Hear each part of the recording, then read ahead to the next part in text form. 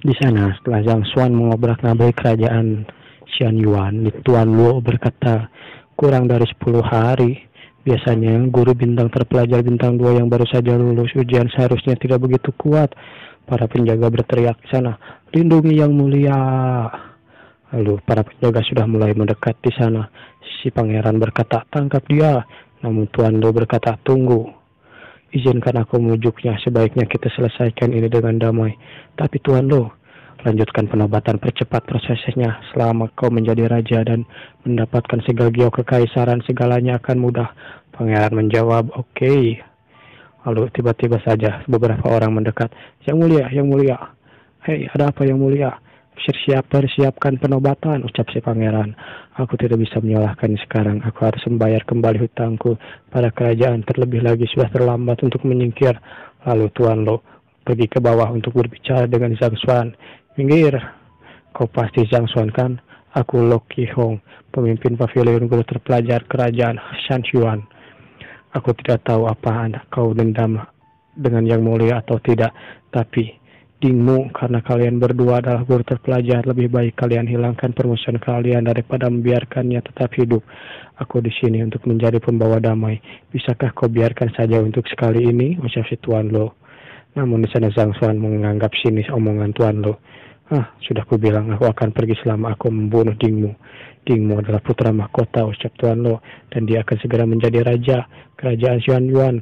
Jika dia terbunuh, maka akan menimbulkan kekacauan di negara dan rakyat akan menderita. Apa kau tahu? Pavilion guru manapun akan menghentikan masalah ini. Jika mereka mengetahuinya, jika kau terus seperti ini, identitasmu sebagai guru terpelajar mungkin akan berpengaruh.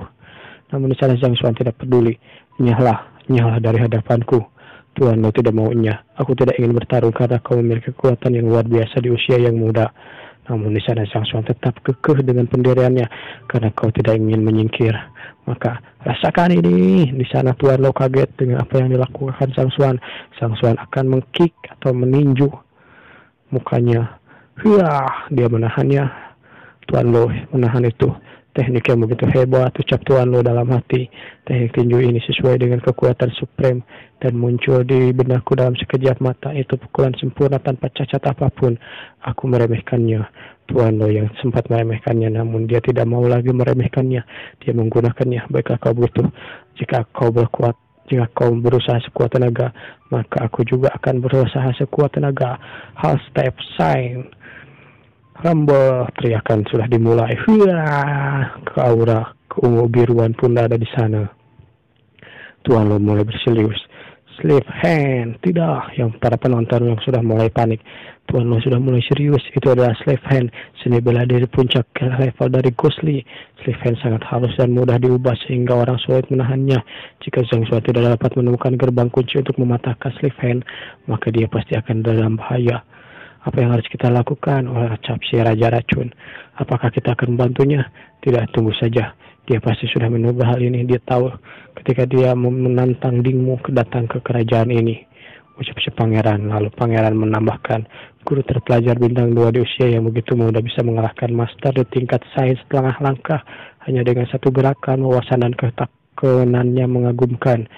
Zhang Xuan berkata, jika dia ingin orang lain terlibat, dia akan meminta Tuan Yuan untuk menjelaskannya. Tapi dia ini orang yang merepotkan.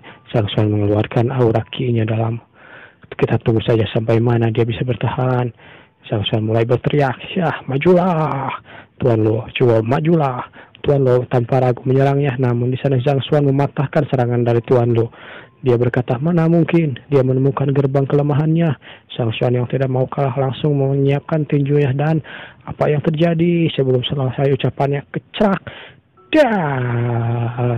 Dihantamlah perut si Tuan Lo oleh Zhang Xuan. Sebagai guru terpelajar bintang 2, aku tidak boleh menyinggung guru terpelajar bintang 3. Tapi ini sudah sesuatu yang harus terjadi. Tuan Lo hanya bisa berlutut di sana karena kesakitan. Zhang Xuan berkata, setelah menangani masalah ini, aku akan menjelaskan kepada pavilion guru. Aku pribadi menentang pavilion guru terpelajar di kerajaan Xian Yuan ini dan meminta keadilan. Jika dia benar-benar menentang pavilion guru, kami pasti akan dicopot dari posisiku. Aku mungkin juga akan diinterogasi oleh markas besar dan menjadi tertawaan aliansi nasional. Namun di sana pangeran yang melihat itu, dia bermaksud untuk menantang pavilion guru terpelajar sendirian, kecuali mengkhianati manusia, tidak peduli kesalahan apapun yang dilakukan oleh guru terpelajar. Selama dia berhasil menantang pavilion guru terpelajar, dia dapat dihukum. Sang Swan yang luar biasa. Sang Swan memang Tuan Lu yang sangat luar biasa, ucap pangeran. Namun di sana, Tuan Lu, apa yang terjadi? Di sana juga ada si raja palsu ya. Kita sebut saja dia raja palsu mulai dari sekarang. Karena belum jadi raja, semi raja. Serang dia, tangkap dia, ucap si semi raja. Tidak, ini tidak akan mudah, ucap yang lain. Aku tidak peduli sekuat apa dia, tapi dia tidak mungkin bisa menang melawan tentara yang sebanyak ini. Namun di sana si pangeran berkata dalam hatinya, dia tidak bisa menggunakan racun sekarang. Sebagai seorang guru terpelajar, dia telah menjadi objek kritik publik selama dia menyerang sebuah kerajaan. Begitu dia menggunakan racun, orang akan meragukan identitasnya dan mungkin akan diselidiki oleh pavilion guru tingkat yang lain. Tuanmu, tolong bergeraklah. Oke, kata si raja racun. Namun di sana sebelum si raja racun bertindak, Sang Swan berkata, kultivasi adalah berpegang teguh pada hal ini. Hanya dengan cara inilah kalian dapat membuat kemajuan untuk mencapai suatu kemajuan. Ada titik yang dapat membantu menerabos dalam tahap penguatan tenaga energi akupuntur. Pertama, kekuatan akupuntur. Namun di sana orang-orang yang lain malah kaget. Kenapa dia malah mengadakan seminar di tempat seperti ini? Sekarang juga dia mengajar, dia memukul mundur masalah dengan kata-kata. Memang ini mungkin, ucap si pangeran. Itu adalah pemberian kehendak langit, ucap Sang Swan. Yang lain juga berkata, tapi apakah ini bisa berhasil? Entahlah, penyampaian kehendak langit bukankah keterampilan yang sangat kuat. Tapi jika seorang berada tingkat pada saat yang tinggi, efeknya pasti akan sangat berbeda. Tahap yang tingkat tinggi, pangeran menambahkan, aku sudah membaca hampir di semua buku yang bisa kudapatkan. Aku pernah melihatnya di buku kuno. Disebutkan bahwa bila pemberian kehendak langit pada seseorang berada pada tingkat yang paling tinggi, maka dia dapat memperoleh supreme sound yang dapat menggoyangkan jiwa manusia. Bahkan jika musuh-musuhnya mendengar, mereka akan bersedia untuk tunduk padanya. Kehormatan sebagai guru, mereka tidak bisa berani membantahnya. Muridnya yang lain juga berkata, jika demikian dia tidak akan terkalahkan, dia terlalu OP. Siapapun yang mendengarkan pengajarannya di dunia akan menjadi muridnya. Apa maksudmu? Dia setara dengan Master Kung? Ya, kurang lebih seperti itu. Sekali Master Kung memberikan ceramah, akan terjadi fenomena abnormal di dunia. Orang yang mendengar ceramahnya akan menghormatinya sebagai guru dan tunduk padanya. Bahkan orang yang paling berkuasa sekalipun yang ingin membunuhnya akan langsung terpengaruh dan tak mampu melawan. Dikatakan bahwa demon dari dunia lain bahkan pernah mengirim pasukan untuk membunuh Master Kung. Saat itu terjadi, sendirian Master Kung melawannya. Tidak takut sama sekali, dia mulai berceramah tentang sambil menghadapi serangan demon dari dunia lain. Setelah beberapa saat, demon dunia lain itu runtuh dan membunuh satu sama lain. Pangeran juga menambahkan, tidakkah menurutmu apa yang dilakukan Sang Swan ini sangat mirip dengan apa yang diceritakan Master Kung? Lalu Raja Racun berkata, maksudmu Tuan Zhang mungkin langsung memberikan ceramah saat prajurit ini mundur? Lihatlah mereka. Terlihat beberapa prajurit langsung di sana mulai berkultivasi sendiri. Para prajurit yang tadinya ganas kini menjadi tenang. Apa yang terjadi? Di sana belakang juga si Aki yang mulai berkultivasi mandiri. Itu benar, mendobrak penghalang dengan kata-kata, menembus penghalang kultivasi antara penguatan kekuatan terhadap pembukaan akupuntur dengan kata-kata. Bahkan jika guru terpelajar dapat menjalankan ki mereka secara mandiri, itu akan memerlukan waktu bagi mereka untuk mencapai tahap yang lebih tinggi. Sudah berapa lama sejak Tuan Zhang memulai pelajarannya? 20 napas, tidak, 30 napas. Jangankan guru peringkat tinggi di bintang 3, bahkan guru dengan peringkat puncak bintang 4 terkuat pernah kami lihat pun tidak dapat melakukannya. Namun di sana si pangeran malah tantrum. Apa yang sedang kalian lakukan? Rendahan, cepat lakukan sekarang, bunuh dia. Namun dia malah di roasting oleh para anak buahnya. Bacot, dia anjing, aku sedang berkultivasi, kata anak buahnya. Si pangeran yang kena mental. Kalian adalah prajurit keluarga kerajaan. Aku menafkahi kalian dan melatih kalian. Bagaimana kalian bisa mengkhianatiku? Sialan, aku baru saja membunuh muridmu. Apa masalahnya? Tapi kau datang ke sini menyakiti seorang guru terpelajar bintang 3, memimpin pavilion guru terpelajar, bahkan prajuritku membalikkan panggung mereka. Lalu Sang Swan berteriak, berlutut. Lalu semua orang berlutut, berkata, salam guru. Mereka berlutut, ucap si Moyu. Mereka berlutut, banyak orang yang tulus memujanya sebagai guru mereka, meskipun etiketnya berarti mereka berada dalam hubungan guru dan murid yang mendalam, tapi hal ini jauh melampaui hubungan manusia. Moyu juga berkata dalam hatinya, orang ini menghormatinya bahkan tidak berani menentangnya. Dia dikepung oleh ribuan prajurit, tapi dia memberikan ceramah dengan tenang dan menjadikan prajurit itu sebagai setengah muridnya. Zhang Xuan, mungkin kau benar-benar orang yang buat gebrakan dalam kompetisi guru terpelajar dan menjadi guru yang paling terkenal. Baiklah, sekarang minggirlah. Kalian tidak ingin menghentikanku, bukan? Ucap Zhang Xuan. Yang lainnya pun setelah berlutut lalu membuka jalan untuk Zhang Xuan. Ya Tuan, ucap orang-orang di sana. Di sana si raja palsu berkata, aku putra mahkota calon raja kerajaan Xian Yuan. Kau tidak bisa membunuhku, dasar bajingan. Aku tidak akan membiarkanmu melakukannya. Berikan aku segel giok kekaisaran. Lalu segel kaisarnya pun diambil. Dia ingin buru-buru menobatkan dirinya menjadi raja oleh sendiri. Aku sekarang adalah raja kerajaan Xian Yuan, ditunjuk oleh aliansi nasional. Kau tidak bisa berbuat apa-apa. Haha, haha, haha, haha, haha. Dia secara langsung mendeklarasikannya sebagai raja. Akan merepotkan muridnya setelah menjadi raja. Ya, akulah rajanya. Aku dianugerahi oleh aliansi nasional. Apa kau berani membunuhku sekarang? Apa kau berhak melakukannya? Ucap si raja palsu. Tetapi kalian mengkhianatiku. Kalian semua harus mati. Zhang Xuan, kau tidak akan menerima saran tuanmu. Oh, aku sudah terlambat untuk melakukan ini. Sesuatu muncul di udara. Siapapun yang ingin mewarisi tahta harus melapor terlebih dahulu dan menyelesaikan seluruh penobatannya. Apa kau tidak tahu? Muding mengabaikan aturan dan merebut tahta aliansi nasional. Dia tidak berhak diakui sebagai raja. Seseorang dari aliansi berkata seperti itu. Apa itu suara dari aliansi nasional? Kata orang di sana. Namun dia langsung ditampar oleh si raja palsu. Diam! Itu adalah token utusan. Aku juga tahu itu. Zhang Xuan menambahkan, aliansi nasional tidak mengakui sebagai raja. Tidak ada yang akan mematuhi perintahmu, Muding. Kata Zhang Xuan. Menurutmu aku akan takut padamu? Tanpa mereka, kau kuat tapi tidak mudah membunuhku, kata si Muding. Keluarga Ding mendirikan kerajaan ini. Di kerajaan ini diberi gelar sebagai kerajaan tingkat atas dan telah berkembang selama 1000 tahun sambil mengangkat tokennya ke atas. Kerajaan yang lain tidak akan berani menyerang kami, bukan karena kekuatan kami, tapi karena formasi kami. Akhirnya aku akan menggunakan formasi ini. Para penonton di sana berteriak, itu formasi Xian Yuan. Dikatakan mengaktifkan Xian Yuan. Formasi itu hanya diaktifkan oleh segel giok kekaisaran. Itu adalah kartu truf kerajaan Xian Yuan. Setelah diaktifkan, tidak seorang pun yang hadir termasuk aku dapat menahannya. Namun di sana si Muding yang sudah kehilangan akal langsung mengaktifkan formasi itu. Kau ingin membunuhku? Pergilah ke neraka. Meski aku tidak bisa menjadi raja, aku akan buat kalian semua mati bersamaku. Hayya! Dan formasi itu pun akan diaktifkan. Bagaimana ini pangeran? Anda adalah utusan nasional bukan? Bisakah Anda mematahkan formasi ini? Si pangeran berkata, formasi ini dibandingkan berdasarkan medan lama atau alam sekitarnya sudah lama dipasang dan belum pernah digunakan sehingga mengumpulkan banyak energi. Aku takut bahkan Tuan Kang tidak bisa berbuat apa-apa dengan itu. Namun sana si Akyang dengan parengesnya, dengan polontongnya dia berkata, cih, betapa tidak berpengalamannya kau sebagai utusan nasional. Sambil melihat si Akyang, itu hanya formasi, bukan masalah bagi Tuan muda untuk menyelesaikannya. Si pangeran tantum, itu adalah formasi Xian Yuan, itu hanya bisa digunakan sekali dalam 1000 tahun. Apa kau tahu? Bodoh amat, kata si Akyang. Apa kau sudah selesai? Teruslah menonton, lihat itu. Namun di sana para penonton terkejut dengan sesuatu. Apa yang terjadi? Formasinya hilang. Iya, apa yang terjadi? Akyang menambahkan, tuanku bukan ahli formasi, tapi dia bisa mematahkan formasi jebakan ini dengan mudah. Kau tahu? Si Muding juga berkata, kok tidak berhasil ya? Kenapa ini? Kenapa ini? Di sana Zhang Xuan mendekat ke arahnya. Kau seharusnya memikirkan ini ketika kau mencoba membunuhku. Formasimu tidak bisa berbuat apa-apa padaku, ucap Zhang Xuan.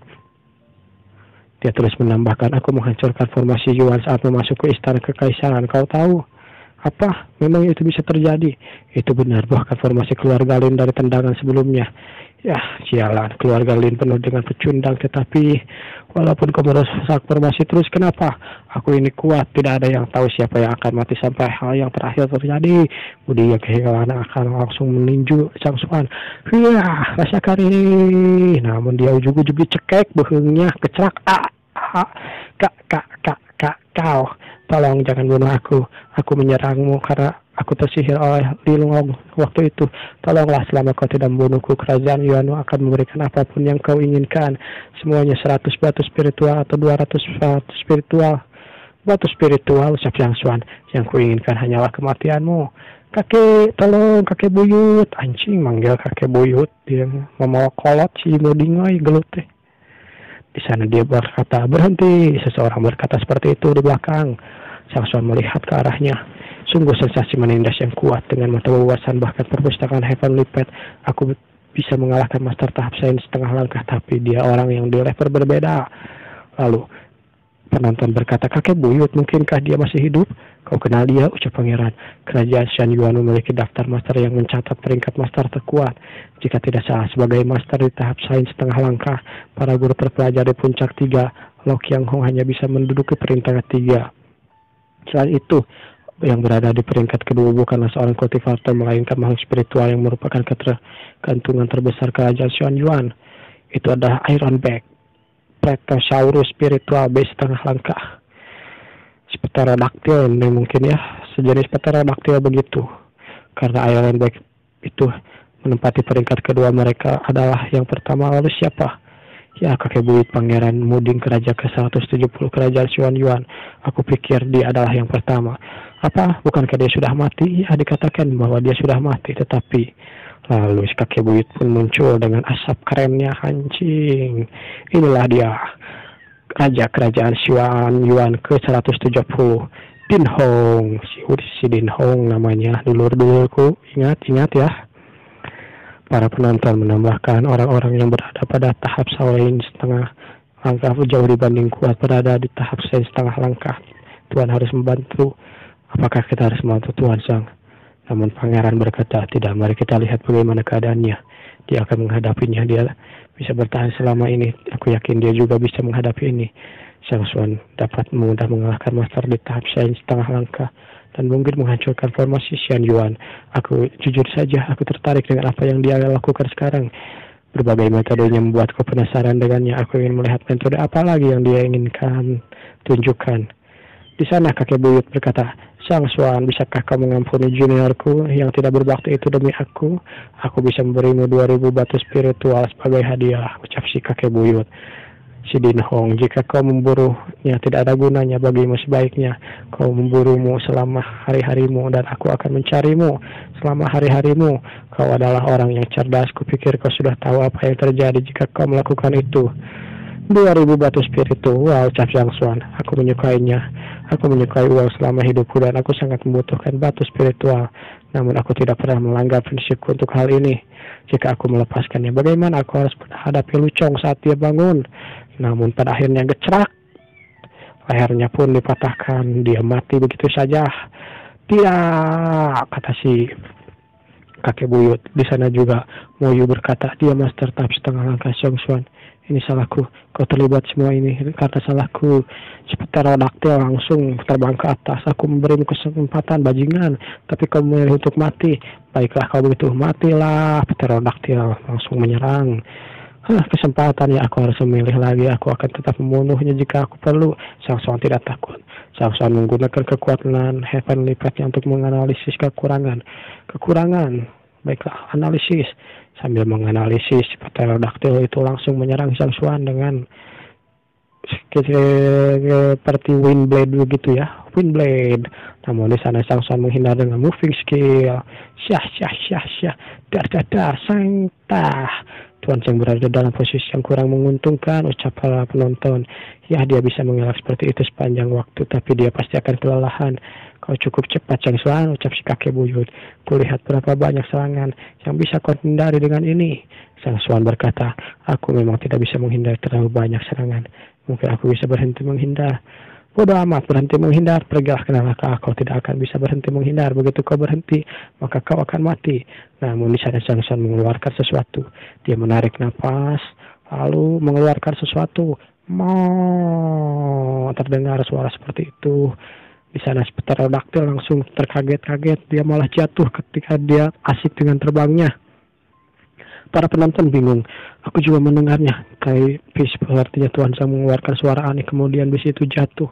Ya, itu seperti suara sapi, tapi sapi memangnya begitu. Suaranya juga seperti guru besar yang muncul dari tanah. Aku tidak tahu apa itu, tapi kenapa pterodactyl itu? Mungkinkah itu sound dragon, sound of dragon? Kau menakuti pterodactylku, itu benar-benar sesuatu yang hebat. Aku sendiri akan membunuhmu jika begitu. Akan menjadi kehormatan untukmu jika kau dibunuh oleh langsung seorang kakek buyut ini.